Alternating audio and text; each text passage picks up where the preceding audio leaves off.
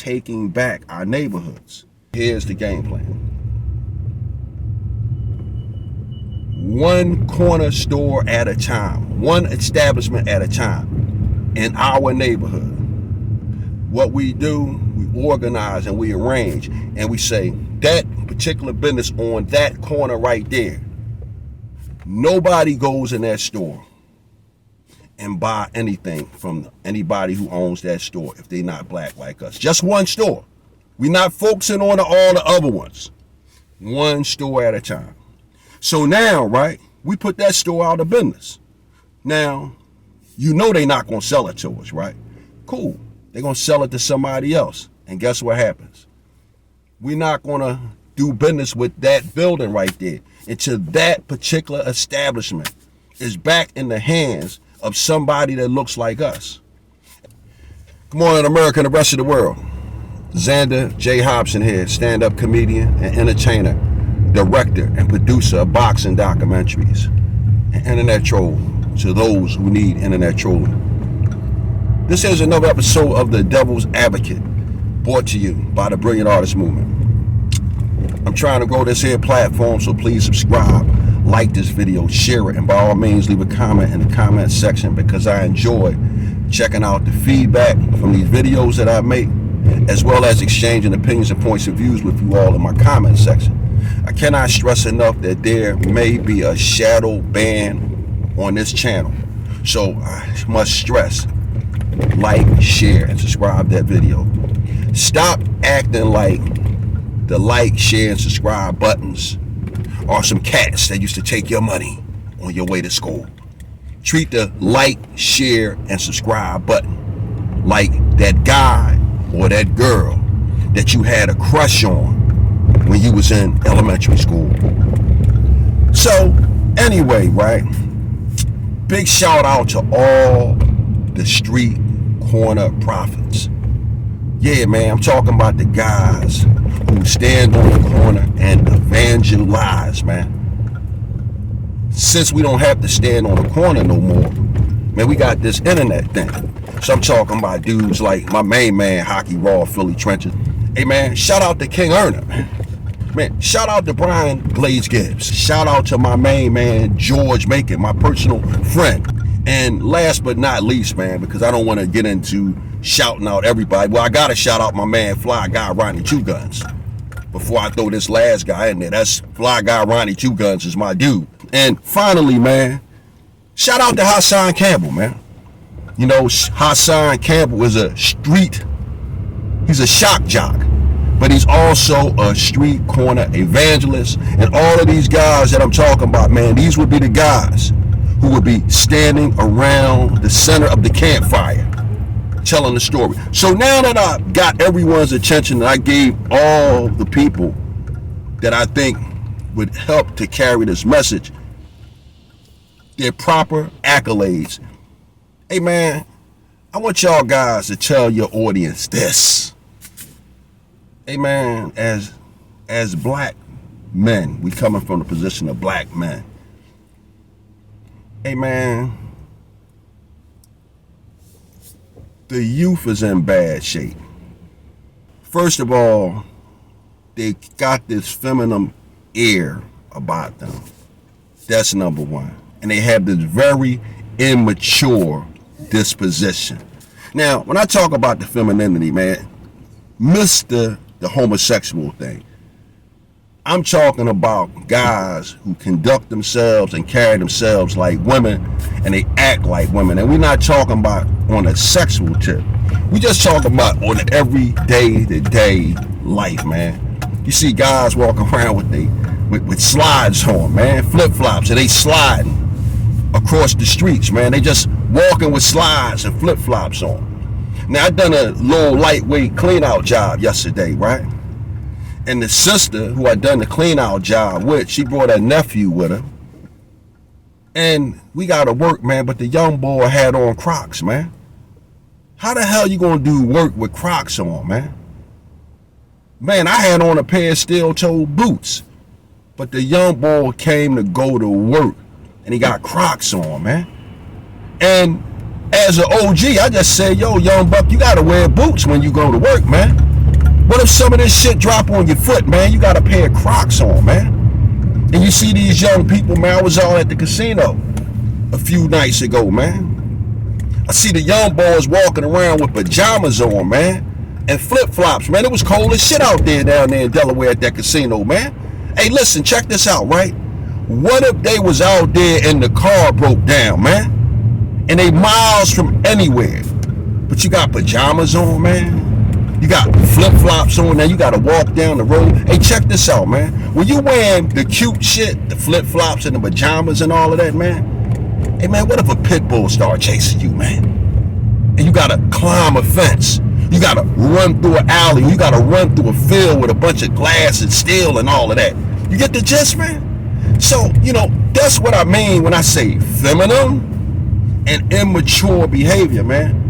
We got to pull these young boys' coats, man, and let them know, man, that they standing on our shoulders, man. And that's not what we represent. We as men of a certain age, or at the very minimum, a certain disposition. I'm not even going to get on the gay and the LGBTQ thing, because that will take the message in a different direction. Another thing that's going on with these brothers, man, these dudes really don't know how to interact with the opposite sex, man. And y'all know it because I heard George Macon get on here and talk about how the young boys was killing the chicks. And I'm gonna be honest with you, man, he's right. I don't never remember this many women getting killed, man. You know, the most might happen, man, the dude might punch a chick in the jaw, man, slap them. But man, these boys is killing girls now, man. And we all know what's going on. A lot of these young boys, man, they raised by their mothers, house full of sisters. It ain't no men around. You got guys being irresponsible, having babies by chicks that they shouldn't have babies by. And you got chicks having babies by guys they shouldn't have babies by. Fuck trophies. Nothing but a bunch of little fuck trophies running around here wreaking havoc and bent on mayhem. Hey man, I do a joke, but it's a realism. Ladies, let me tell you something, especially you young women, you need to hear this. You can fuck who you want to fuck. You can't have babies by these motherfuckers. You understand? That's facts right there. Okay, oh, they clapping now. Look at it. Ladies, let me tell you something, because you have to be careful. You can be the whole package and still get delivered to the wrong address. You understand what I'm saying? Listen up, y'all. This shit is rough out here. I'm watching what's going on. And it's the breakdown in family. And the fathers ain't shit. However, you ladies are the first line of defense. You can fuck who you want to fuck, but goddamn it, you can't be having babies by these motherfuckers. Yeah, amen. Amen. And that's what the problem is, right? It's a lot of people out here who was born was really, man, just a moment of lust. And a moment of lust turned into a child that nobody cares for, that nobody's raising. That's why you got young boys out here walking around with Uggs on in the dead of the winter. You know what I mean? You got these crazy young girls, man, they got this long, nasty, filthy hair. And the reason why I say that the hair is long and nasty, it's filthy, man, on a number of occasions, man, I seen sisters with all that long shit. And guess what, man? They were sitting on it on the bus. I seen sisters bent over tying their kids' shoes. Their hair was on the ground. And the very worst thing that I saw, what made me totally despise this long, phony hair, man, a sister that I was dealing with was over my house, man. And she was sitting on the toilet, and I noticed that her hair was down into the toilet, bro. So, man, these people are like, they're haywire, man. But I'm talking to all of you guys because you got a bigger audience than I do.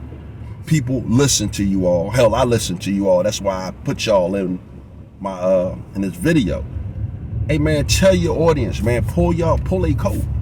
Because, man, they listen to y'all guys. They respect y'all guys, man. Another thing, man, that's really, really bothering me, man. I hate driving through the inner city neighborhoods of America, and I see all the young black guys standing around like a bunch of flies, sitting on a turd of shit. They hustling, they nickel and diming, man. They ain't making no real money. But in the meantime, right, across the street, right, you got all the Spanish boys over there building a house. All right, you got the Arab boys, right? They got the corner store. You understand what I'm saying? The Arab boys is in the corner store selling the boys and shit. You got the white boys driving past in the police cars, policing the young brothers, man. But again, man, you got the young black guys in the black neighborhoods just standing around, man. And it's really, really fucked up, man. And it's like, it's sad, man, because like, I can remember years ago, man, I don't know if it was Eddie Murphy or if it was Richard Pryor, but they would say before long, man, niggas is gonna be an exhibit in a museum. And like to have heard all of these prophecies and to see them coming to fruition, man, I mean, it is very painful for a 54-year-old black man to see the direction our race is going in.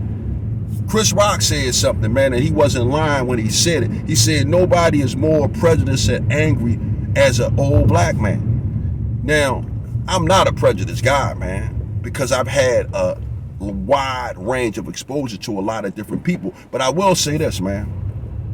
I have racial pride, and I have pride for the team that I play for. And the team that I play for is African Americans, black peoples, etc., man. So because I have racial pride in my team, man, you goddamn right. I'm upset that the team that I represent, or the team that I play for, the team that I'm playing for, is fucking losing, man. Not everybody, man. You know, again, when I get on here and talk, man, I'm not making broad, sweeping statements, man. I'm talking about the people that it applied to. And the people that it applied to, man, it's fucked up, man. You know, again, you know, you got a lot of mixed babies, you got a lot of mixed children being born. You know why we got a lot of mixed children being born? Because in our neighborhoods, right, you got the young boys standing around, man, like flies on a turd, man. And in the meantime, right, the sisters, right, they recognize that ain't masculinity, so they start fucking with the Spanish boys that's in the neighborhood building the house, with the Arab boys that's at the corner store, with the Chinese boy that own the laundromat, because the guys that they're seeing, they are a poor representation of masculinity, man. Now, I don't want to drone on and on, because I want to throw a solution out there, man. I don't want this video to go beyond 15 minutes. Hey, man, we got to get the message out to the guys who got the money, these entertainers, these athletes. We got to take back our neighborhood, man. We got to be proactive in helping our race. Now, the guys that got the money, man, they got to start reinvesting in the inner city, man. And they got to start small by buying neighborhood establishments, laundromats, dry cleaners, grocery stores, and whatever other kind of necessities that we need in those neighborhoods. Because, see, the deal is, right, there are no black businesses in the neighborhood. The businesses are owned by outsiders. And because there are no black businesses in the neighborhood, there are nobody to give young black children the opportunity to work. The first job that I ever had, a black man gave me my first job, and I learned how to work. I learned what it was like to collect the check. Man, in inner city neighborhoods, man, you see young black kids, man, they be begging. Now, I got a lot of respect when I see the young brothers and sisters at the gas pump, because again, at least they're trying to honestly get at a buck. And that's another thing we need to focus on, man. We got to start taking back our neighborhoods. Now, This is how we take back our neighborhood, guys. And we put black businesses back in the black neighborhood with competent black people running these businesses with the right money behind them from those black athletes and entertainers and black millionaires who can invest back in the neighborhood. But here's the game plan. One corner store at a time, one establishment at a time in our neighborhood. What we do, we organize and we arrange and we say that particular business on that corner right there, nobody goes in that store and buy anything from anybody who owns that store if they're not black like us. Just one store. We're not focusing on all the other ones. One store at a time. So now, right, we put that store out of business. Now, you know they're not going to sell it to us, right? Cool. They're going to sell it to somebody else. And guess what happens? We're not going to do business with that building right there until that particular establishment is back in the hands of somebody that looks like us. And once we get that business back in the hands of somebody like us, somebody that's competent, somebody that's going to do business the right way, good service, they're going to provide good service and goods, they're going to employ young black boys and girls in the neighborhood and be contribution to that neighborhood. Once we get that in place, all right, cool. Guess what? Now we start the same thing on the next business. And look, and the next thing you know, right, in a number of years, you have reestablished a neighborhood with commerce that's in the black community with a bunch of people that look like us. Because there's a lot of good brothers and sisters out here. But we gotta get on the same page with each other, man. We gotta stop fighting against each other. And we gotta come together to the best of our ability so that we can move our race in the right direction. Because it's not like it can't be done. But we gotta stop fighting against each other, man. And we gotta move with honor and integrity. And we gotta do what we need to do.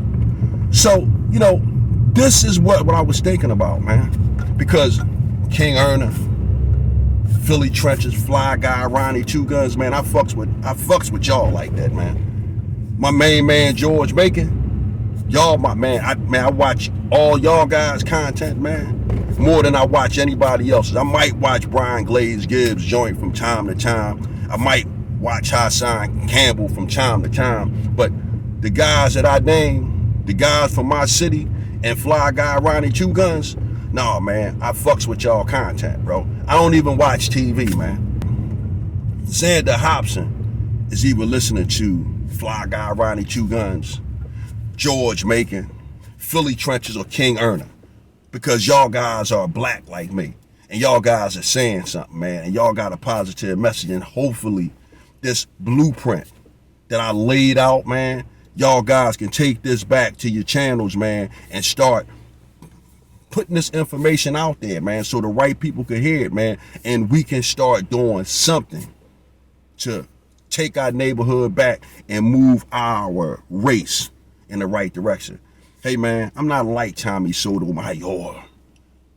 I don't care who uses these talking points, man. The bottom line is the talking points belong to the universe, man, because if you take good advice and you try to hoard it, hey, man, you not only cheating yourself, you cheating somebody who could take that message and run with it, right? Real quick. You gotta tell these young guys and girls to get their CDL. A CDL is a poor man's college degree. And once you get your CDL, man, you might not like the idea of driving a truck, but at least you can get at a buck. This ain't about what you like. It's about doing what you have to do so that you can contribute to society in a positive capacity. And also, an electrician. Being an electrician, that's another solid profession, trade, something to have under your belt. Yo, man, listen, I'm done with it.